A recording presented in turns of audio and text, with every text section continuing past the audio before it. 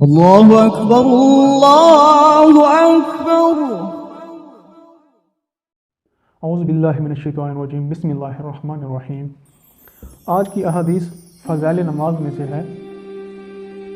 حضور اقدس صلی اللہ علیہ وسلم کا ارشاد ہے کہ جو شخص نمازوں کو اپنے وقت پر پڑھے، وضو بھی اچھی طرح کرے، خشوع خضوع سے بھی پڑھے اور کھڑا بھی پورے وقار سے ہو، پھر اسی طرح رکوع سجدہ بھی اچھی طرح سے اطمینان سے کرے، غرض ہر چیز کو اچھی طرح ادا کرے، تو وہ نماز نہایت روشن چمکدار بن کر جاتی ہے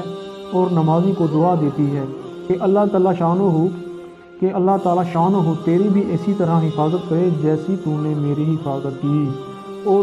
جو شخص نماز کو بری طرح پڑھے، وقت کو بھی ٹال دے، وضو بھی اچھی طرح نہ کرے، رکوع سجدہ بھی اچھی طرح نہ کرے، تو وہ نماز بری صورت میں سیاہ رنگ میں بد دعا دیتی ہوئی جاتی ہے کہ اللہ تعالیٰ شانہ تجھے بھی ایسا ہی برباد کرے جیسا تو نے مجھے ضائع کیا۔ اس کے بعد وہ نماز پرانے کپڑے کی طرح سے لپیٹ کر نمازی کے منہ پر مار دی جاتی ہے۔ فائدے میں شیخ الحدیث لکھتے ہیں، خوش نصیب ہیں وہ لوگ جو نماز کو اچھی طرح پڑھیں کہ اللہ کے اہم ترین عبادت ان کے لیے دعا کرتی ہے، لیکن عام طور پر جیسی نمازیں پڑھی جاتی ہیں کہ رکوع کیا تو وہیں سے سجدے میں چلے گئے، سجدے سے اٹھے تو سر اٹھانے بھی نہ پائے تھے کہ فوراً کوے کی سی ٹھونک دوسری دفعہ مار دی، ایسی نماز کا جو حشر ہے وہ اس حدیث شریف میں ذکر فرما ہی دیا۔ اور پھر جب وہ بربادی کی دعا کرے تو اپنی بربادی کا گلہ کیوں کیا جائے؟ یہی وجہ ہے کہ آج کل مسلمان گرتے جا رہے ہیں، ہر طرف سے تباہی کی صدائیں گونج رہی ہیں۔ ایک دوسری حدیث میں بھی یہی مضمون وارد ہوا، اس میں یہ بھی اضافہ ہے کہ جو نماز خشوع خضوع سے پڑھی جاتی ہے، آسمان کے دروازے اس کے لیے کھل جاتے ہیں، وہ نہایت نورانی ہوتی ہے اور نمازی کے لیے حق تعالیٰ شانہ کی بارگاہ میں سفارشی بنتی ہے۔ حضور صلی اللہ علیہ وسلم کا ارشاد ہے کہ جس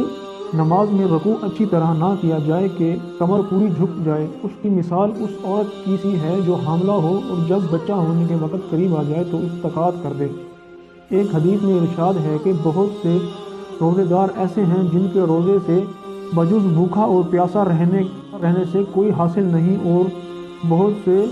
شب بیدار ایسے ہیں جن کو جاگنے کے علاوہ کوئی چیز نہیں ملتی۔ حضرت عائشہ رضی اللہ تعالیٰ عنہ فرماتی ہیں، میں نے حضور اقدس صلی اللہ علیہ وسلم سے سنا، جو قیامت کے دن پانچوں نمازوں ایسی لے کر حاضر ہو کہ ان کے اوقات بھی حفاظت کرتا ہو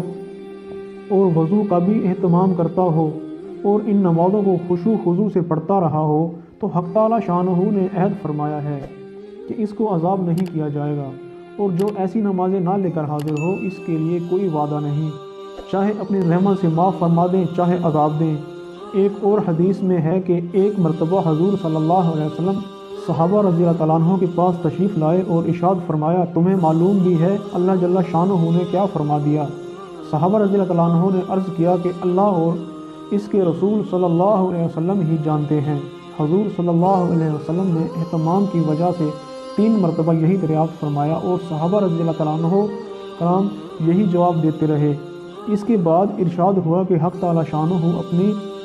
عزت و اپنی بڑائی کی قسم کھا کر فرماتے ہیں کہ جو شخص ان نمازوں کو اوقات کی پابندی کرے گا اور جو پابندی نہ کرے تو میرا دل چاہے گا رحمت سے بخش دوں گا ورنہ عذاب دوں گا۔ تو میرے بھائیو دوستو، اس میں نماز کی کتنی سختی سے بیان کیا گیا ہے کہ نماز کو وضو بھی اچھی طرح ہو، سجدہ بھی اچھی طرح ہو، رکوع بھی اچھی طرح ہو اور تلاوت بھی اچھی طرح ہو، پوری جب ہماری نماز صحیح ہوگی تو نماز ہمارے لیے دعا دیتی ہوئی جائے گی۔ تو آج ہم دیکھیں اپنی نمازوں پہ غور کریں، ہماری نمازیں کس طرح ہیں۔ ہمیں نماز بھی سیکھنی پڑے گی، وضو کا طریقہ، نماز کا طریقہ، ہاتھ باندھنے کا طریقہ، رکوع کا طریقہ، سجدے میں جانا ہے اس کا طریقہ۔